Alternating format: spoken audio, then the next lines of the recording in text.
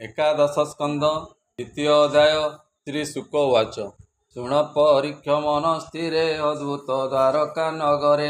गोविंद भुज दंड बले जादवे थांती सुख मेले ए वासभ आदि देवगणे जही सेवंती अनुक्षणे जही नारद थांती नीति कृष्ण महिमा भाव चिंती मर्त्य मनुष्य देह धरी के कृष्ण भाव परिहरी हे भव विरंची जार नित्ये पाद सेवंती हृदगते नारद मुनि दिन करे मिलिले वसुदेव घरे नारद आगमन भाव देखि मिलिले वसुदेव पवित्र जले पाद धोई आसने बसाइले नहीं चरणे करी नमस्कार भावे बोइले यदुवीर वसुदेव वचन धन्य जीवन आज मोर देखिली चरण तुम्भर तुम्भे जे लोक परित्राणे ब्रह्मांडे भ्रम अनुक्षणे पिता माता आगमन पुत्र को कल्याण जे सनम विष्णु भक्त जन देखी निर्मल हुए चर्म आखि जंतु को देवंक चरित साधई दुख सुख अर्थ ते देव चरित प्रसाद साधु को न करे विषाद जेणु भक्त जन नित्ये भावे भजंती प्राणी हिते मनुष्य सुख भोग चिंती नानादि देवता पूजंती तेवे तांक उपकारे भजंती भक्ति अनुसारे स्वभावे देवे छायारत बसंती कर्मर आयत तेणु से कर्म अनुसारे प्राणी को तो सुथांती बरे फल ई कर्म अनुमते प्राणी भुंजंती ए जगते विष्णु भक्त प्राणी कर जगते नाही आत्मपरम दया करंती सर्वलोके दिन हरंती दुख सुखे आज मु देखी तुम्भ पाद लभिली सकल संपद तथापि वैष्णवर धर्म विष्णु अर्पित जेते कर्म यह शुणिबी इच्छा मोर पुछईक धर्मसारम जार कथन श्रवण जन्म मरण निवारण पूर्वे मु तपयोग बले सेविली विष्णु पद तले विष्णु जाचिले मते वर मोर अदृष्ट बलियार मुख्य न मागी पुत्र आसे पड़िली मो जड़ पासे एबे उपाय तुम्भे कर जे मते तुटे भ्रम मोरम वसुदेवर वाक्य शुणी मन आनंदे ब्रह्म मुनि नारद वाचन बोलंती धन्य यदुवीर धन्य ए वचन तोर स्वचित भागवत धर्मे कल्पना पूर्व पुण्य कर्मे शुण ए धर्मर महिमा के कही पारे गुण सीमा जेबे श्रवणे आ शुणी मन वचने परिमाणी यद्यपि गुरु विप्रद्रोही तहु पतित जेबे होई तार श्रवणे जेबे पशे सर्व कलुष तेहु नाशे धन्य जादव तो जीवन कृष्ण रे निवेशिलु मन नर श्रवण कीर्तन अशेष दुरित दहन कहिबा शुण सावधाने जे इतिहासे पुरातने पूर्वे हो विदेव मंडले निमि राजार यज्ञ काले दिव्य पुरुष नव ऋषि मिलिले यज्ञशाळे आसी से नव ऋषि महाजन शुणो तांक विधान ब्रह्मार शरीर संभव जे मनु नाम स्वयंभुवम तार तनय प्रिय व्रत सुगुण साधु शुचिमंत प्रिय व्रतर पुत्र दुई अग्निद्र अग्निबाहु होई अग्निद्र सुत नाभि नाम सुंदर सर्वगुण धाम वृषभ ताहार कुमर से विष्णु अंशे अवतार तार महिमा गुण जेते अंत के करिब जगते अशेष महिमा ताहार भरत ताहार कुमर सतेक पुत्र ज्येष्ठ सेई तापरे उन सत भाई सकले वेद विद्या सुर पवित्र पुण्य कलेवरम भरत थाई पुण्य कामे भारत भूमि जार नामे भुवने सर्वभोग भुंजी बने पशिला राज्य तेजी तपे तोषिले भावग्राही जाति स्मर से जात होई मते तीन जन्म अंते पशिला कृष्ण पाद गते अशेष दुख नाश गला जन्म मरण पासरिला आउ जे उन सत भाई तांक महिमा शुण तुई ताहांक मध्य नवसुत साधु सुगुण शुचिमंत होइले नवदीपे राजा सुखे पालिले जन प्रजा एक अधिक शिशुते वेद व्यास दृढ़ चिते तपे आराधि नारायण जगते होइले ब्राह्मण एसे से जे नवसुत थिले निर्गुण जोग अभ्यासिले आत्मा ज्ञानी साधु धीर जटा विभूति दिगंबर मित्र ऐरी पक्ष सम शुणो तांकर नाम से कवि हवि अंतरिक्ष ए तीन ज्ञानी ध्याने दक्ष प्रबुद्ध शुक्ल पलायन षष्ठरे आविहोत्र नाम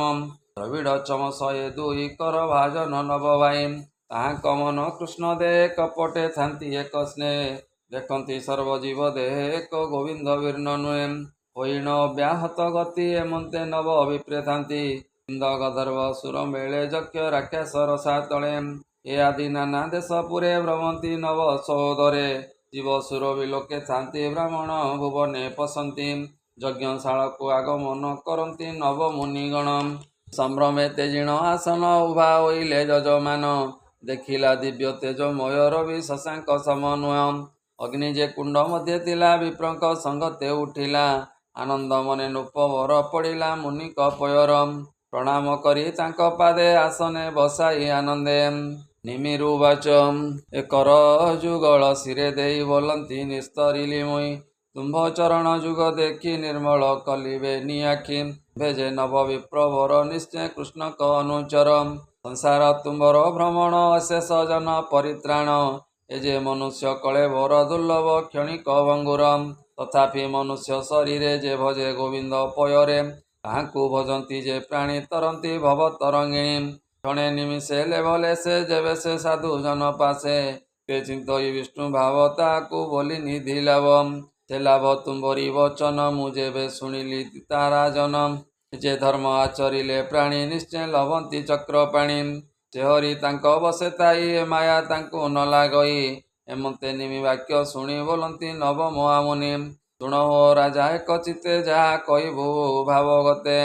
କବିରୁ ବାଚ ଏ କବି ବୋଲନ୍ତି ରାଏ ଶୁଣ ଯେ ଧର୍ମେ ଚିତ୍ତ ମୋ ନିର୍ଗୁଣ ନାନା ପ୍ରକାରେ ହରିପାଦେ ଯାହାର ଚିତ୍ତ ପ୍ରମାଦେ ଭଜଇ ଜାଣି ବିଷ୍ଣୁ ମାୟା ସେ ହରି ତାକୁ କରେ ଦୟା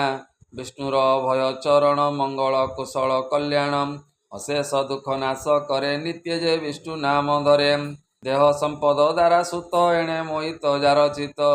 କାମ ସଂକଳ୍ପ ଦିନେ ଦିନେ ବଢ଼ଇ ବିଷୟ ଚିନ୍ତନେ ମାୟାରେ ମନ ଗୋଚର ଭ୍ରମଇ ଅଶେଷ ସଂସାର ବିଷ୍ଣୁର ଭୟ ଚରଣ ଅଶେଷ ମଙ୍ଗଳ କାରଣ ହରିଚରଣ ସେବା ଅର୍ଥେ ଯେବା ଉପାୟ ବେଦ ପତେ ଭାବ ଭାବ ମନେ ଗୁଣି ମୂର୍ଖେ ତରନ୍ତି ତାହା ଶୁଣି ଏ ଭାଗବତ ଧର୍ମସାର ଏ ଧର୍ମ ଲଭ ଚକ୍ରଧର ଏଣେ ଯେ ଚିନ୍ତେ କୃଷ୍ଣ ପାଦ ତାହାକୁ ନ ପଡ଼େ ପ୍ରମାଦ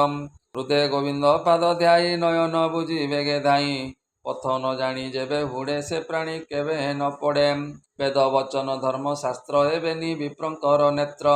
ଏକ ନଥିଲେ କଣା ହୋଇ ଦୁଇ ଅଭାବେ ଅନ୍ଧ ସେଇ ଏମନ୍ତ ବିପ୍ର ଯେବେ ଚିନ୍ତେ ଦୃଢ଼େ ଭାବ ହୃଦଗତେ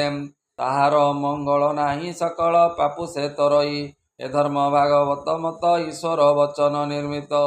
ଏହା ଯେ ନ କରନ୍ତି ପ୍ରାଣୀ ଧର୍ମେ ସଂଶୟ ମନେ ଗୁଣି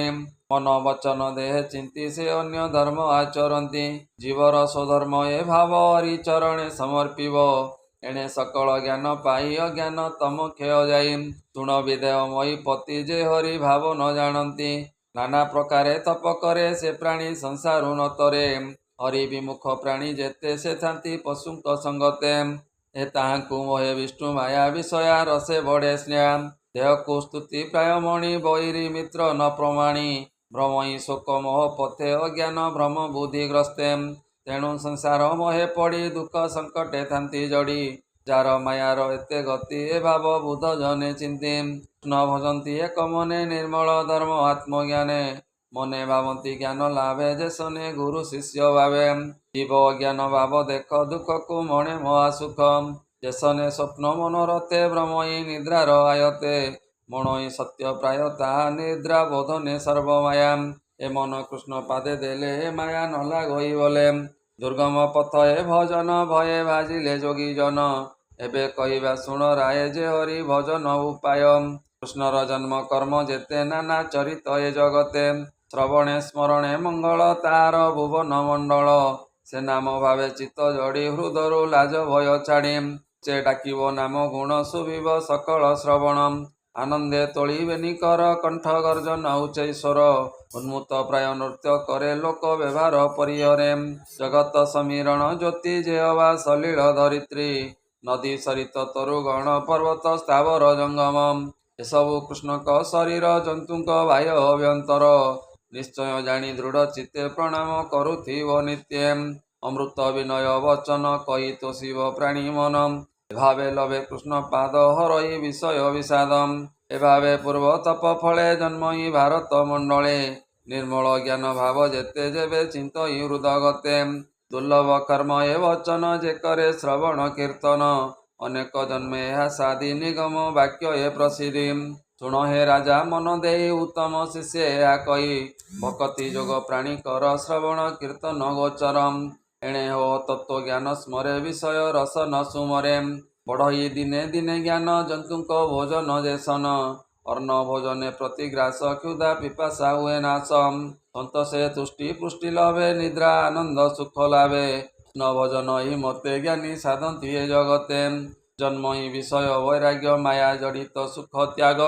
ଅଜ୍ଞାନ ହରେ ଦିବ୍ୟ ଜ୍ଞାନେ ଅନୁଭବ ଅଭ୍ୟାସନେ ଆନନ୍ଦ ରସ ପାଇ ନୀତି ଚିତ୍ତେ ପ୍ରବେଶ ହୁଏ ଶାନ୍ତି ଶାନ୍ତି ଭଜଇ ସୁଖ ଭରେ ତୃତୀୟ ତାପରୁ ନିସ୍ତରେ ହେମନ୍ତ କବିର ବଚନ ଶୁଣିବି ଦେହ ତ ସମନ ସୁଖ ସଂକଳ୍ପେ କୃତ କୃତ୍ୟ କହି ବିପ୍ର ଜଗନ୍ନାଥ ଶ୍ରୀମଦ୍ଭାଗବତେ ମହାପୁରାଣେ ପାରମହଂସ୍ୟାଂ ସହିତଂ वयासिक्याम एकादश स्कंदे निमि नव विप्र संवादे नाम द्वितीय अध्याय बोलानंदे कवार हरि हरि बोल।